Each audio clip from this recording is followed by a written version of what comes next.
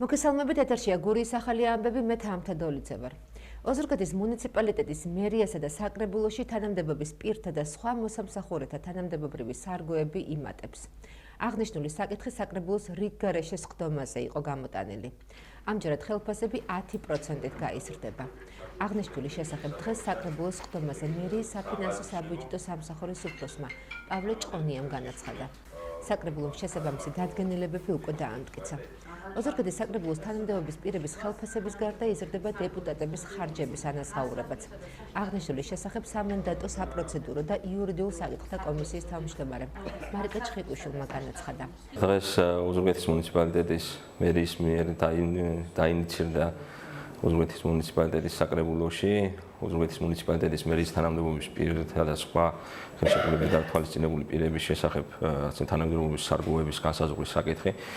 საქართველოს ბიუჯეტის შესახებ სახელმწიფო კანონის შესაბამისად გარდამავალდებულებებში განსაზღვრულია, რომ საბაზისო სარგო ნაცვლად შარშანდელი 1460 ლარისა 10%-ით 1600 ლარით განისაზღვროს. შესაბამისად ეს მიესადაგა ოზურგეთის მუნიციპალიტეტის თანამდებობის სარგოების, ასე ვთქვათ, კანონმდებლობაში შესაბამისობის მოყვანას და 1600 ლარის საბაზისო განაკვეთი, ასე ვთქვათ, მრავლდება შესაბამის იმ კოეფიციენტზე, რომლებიც უკვე არსებობდა ოზურგეთში. ოზურგეთის მუნიციპალიტეტის საკრებულოს დღევანდელ სხდომაზე განიხილა ოზურგეთის მუნიციპალიტეტის საკრებულოს თანამდებობის პირთა და ასევე აპარატის თანამდებობის პირთა საჯარო მოსამსახურეთა საშტატო ნუსხის დამტკიცების შესახებ პროექტი, ასევე მერიის მიმართულებით განვიხილეთ დღეს საკრებულოს წევრის ხარჯით ანაზღაურების ნაწილში გზრდის საკითხი, რომელიც ვფიქრობ, რომ ძალიან მნიშვნელოვანი არის.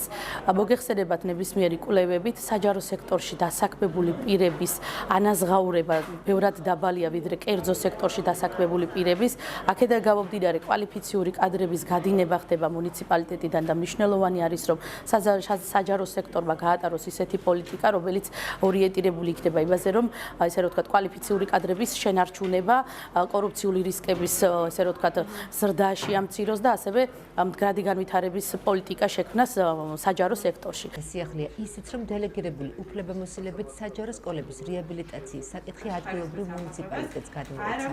ოზურგეთი საქართველოში რამდენიმე მუნიციპალიტეტის შორის საპილოტე მუნიციპალიტეტია.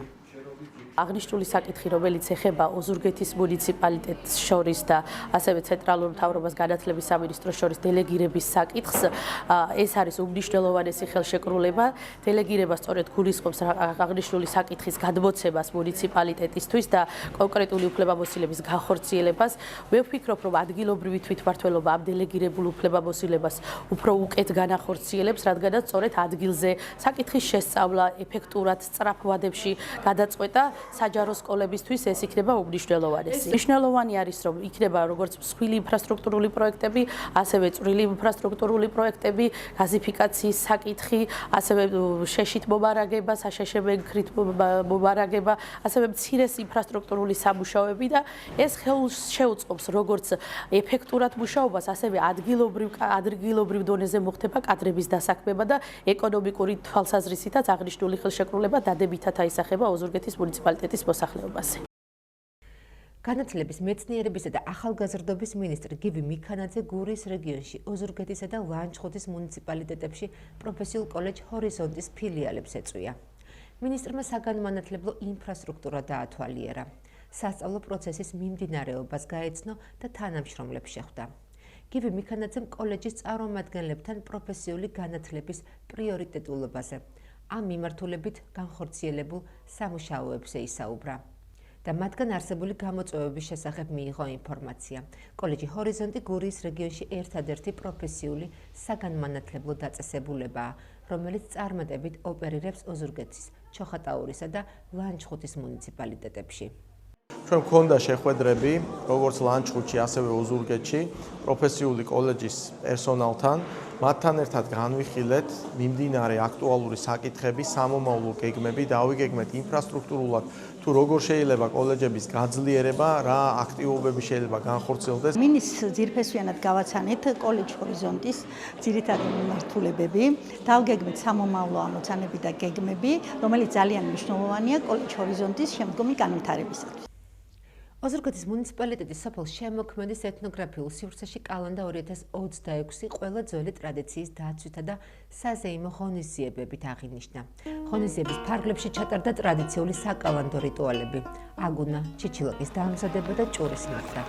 მოეწყო გურული კერძების კულინარიული მასტერკლასი, ადგილობრივი მეწარმეების პროდუქციის გამოფენა გაყიდვა.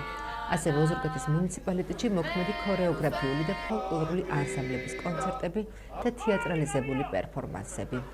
გაგვიღეთ კარები! სწავლობდეთ ღმერთი, მობრძანდით ჩვენო მეგვლე.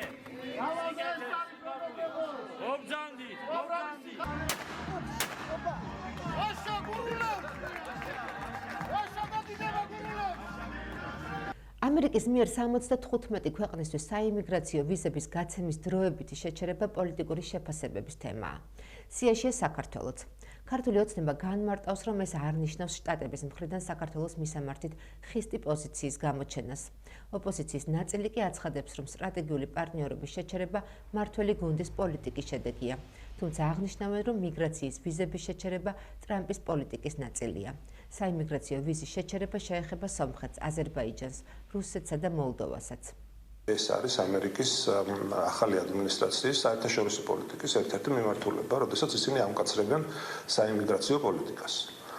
ეს არ ეხება უკვე გაცემულ ვიზებს და ეს არ ეხება, რაც ყველაზე მთავარია, ტურისტულ ვიზებს. ახლა ამ საკითხს ჩვენ კონკრეტულად მიუხედავად იმისა, რომ ყოველთვის ვამბობდით და დღესაც ვამბობთ, რომ სამწუხაროდ ოცნება ყველაფერი გააკეთა იმისთვის, რომ ამერიკასთან დამყარებული სტრატეგიული ურთიერთობა დაშლილიყო და გაუხმებულიყო და არც არაფერს აკეთებს იმისთვის, რომ ეს ურთიერთობა აღდგეს.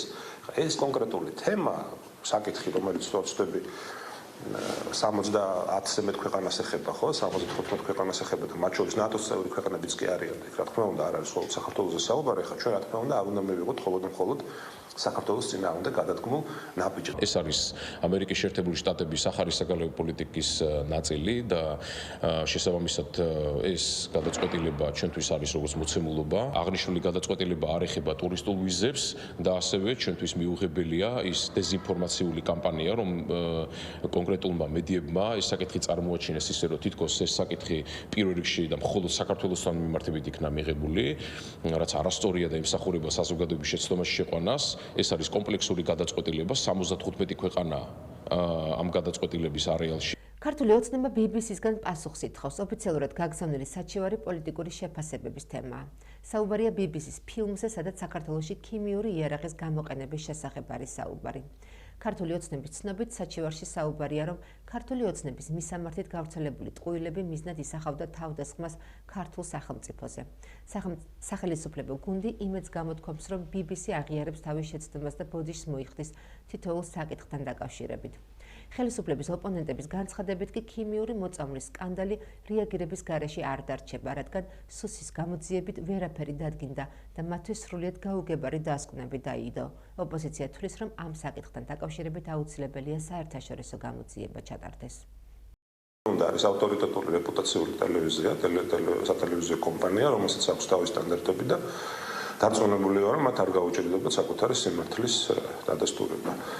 ამიტომ კიდევ ვიმეორებ, ნახოთ, ერთია BBC და მეორე არის ის რეალობა, რაც გვაქვს და ამიტომ ოცნებას კარგად უნდა ისმოდეს, რომ თუ ისინი მართლები არიან ამ საქმეში, ახლა BBC-ს ასე ვთქვათ, საჩივარს, რა თქმა უნდა, საკუთარი პროპაგანდისტული მიზნებისთვის იყენებენ. და თუ მას არ სურს, რა თქმა უნდა, დროის მოგება და თუ მისი რეალური მიზანი არის ამ საქმესთან დაკავშირებით სიმართლის დადგენა, მაშინ კიდევ ვიმეორებ, საპარლამენტო კომისია იყო ერთადერთი ყველაზე სწორი გამოსავალი და ის, რომ ამას არ დაეთანხმა ოცნება და ისეთი ისტერიკა მოყვა, როგორც მოყვა, კიდევ ერთხელ ადასტურებს იმას, რომ რა თქმა უნდა, ოცნება ამ საქმეში მართალი არ არის. არ გახლავართ ექსპერტი, ამიტომაც ქიმიური იარაღი რაიმე ტიპით ან ქიმიური ნაერთით და ასე ვთქვათ, აკრძალული ნივთიერება თუ იქნება გამოყენებული, ყველა შემთხვევაში არის დანაშაული არა მხოლოდ თავისი ხალხის წინააღმდეგ ჩადენილი და თავისი სახელმწიფოს წინააღმდეგ ჩადენილი, არამედ მათ შორის საერთაშორისო სამართლით გათვალისწინებული დანაშაული იქნება, რაც შეეხება ამ ფაქტს საბოლოო ჯამში ვის სიმართლე გაირკვევა. მოვტაველოდით გამოძიებას, ხო, მარტო ეხა სუსის გამოძიების იმედად თუ არ ვხდებით,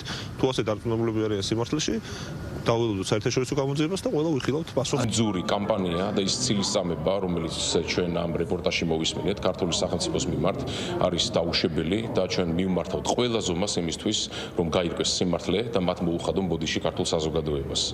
ეჭვი არავის არ უნდა შეეპაროს, რომ სიმართლე გაირკვევა, მიუხედავად იმისა, რომ ეს ამხელა მედია მაუწყებლობა ერთი შეხედვით თითქოს თავისი მართლობითი ფორმით და დაფინანსების ფორმით დამოუკიდებელი მედია არ გახლავთ, მათ აქვთ კონკრეტული დავალებები და ეს კარგად გამოჩნდა საქართველოსთან მიმართებით. შინაგან საქმეთა სამინისტროს ინფორმაციით თბილისის პოლიციის დეპარტამენტის თანამშრომლებმა ქვეყნის მასშტაბით რადიკალური ფაშისტური დაჯგუფების 16 წევრი დააკავეს, რომლებიც განსაკუთრებული სისასტიკით ფიზიკურად და ფსიქოლოგიურად ძალადობდნენ სხვადასხვა ასაკის პირებზე. როგორც თბილისის პოლიციის დეპარტამენტის დირექტორმა ვაჟა სირაძემ უწყების ბრიფინგზე განაცხადა, დაკავებულთაგან 10 პირი არასრულწლოვანია. დადგინდა, რომ ძალადობრივი დაჯგუფების წევრები თავს მოიხსენიებდნენ ნეონაცისტებად და ხელმძღვანელობდნენ ფაშისტური იდეოლოგიით. დაჯგუფების წევრები მსხვერპლთა მიმართ განხორციელებული ძალადობის, ღირსების შემნახველი ქმედებების, ფიზიკური და ფსიქოლოგიური ზეწოლის, ამსახველ ფოტო-ვიდეო მასალას მობილური ტელეფონის მეშვეობით იღებდნენ და სხვადასხვა ინტერნეტ პლატფორმაზე ათავსებდნენ. მომხდარ ფაქტებზე გამოძიება კვლავაც მიმდინარეობს და ბრალი 10 წლამდე ვადით თავისუფლების აღკვეთას ითვალისწინებს. შინაგან საქმეთა სამინისტროს აჭარის პოლიციის დეპარტამენტის თანამშრომლებმა 1998 წელს დაბადებული უკრაინის მოქალაქე განსაკუთრებით დიდი ოდენობით ნარკოტიკული საშუალების უკანონო შეძენა შენახვისა და რეალიზაციის ხელშეწყობის ბრალდებით დააკავეს. სამართალდამცველებმა ბათუმში ბრალდებულის პირადი და დროებითი საცხოვრებელი ბინის ჩხრეკის შედეგად განსაკუთრებით დიდი ოდენობით ნარკოტიკული საშუალება მეტადონი ნივთმტკიცება დამოიღეს. პოლიციის მიერ ასევე ამოღებულია ნარკოტიკების დაფასოებისთვის საჭირო მასალები.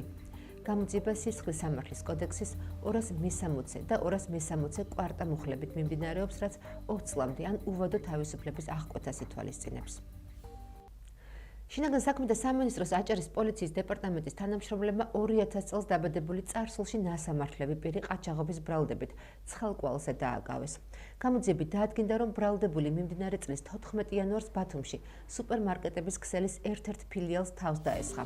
დანის დემონსტრირებით მოლარო ოპერატორს ფული გამოსტაცა და მიმალვას შეეცადა, თუმცა პოლიციამ ის შემთხვევის ადგილზევე შეაჩერა და ბრალდებულის სახით დააკავა.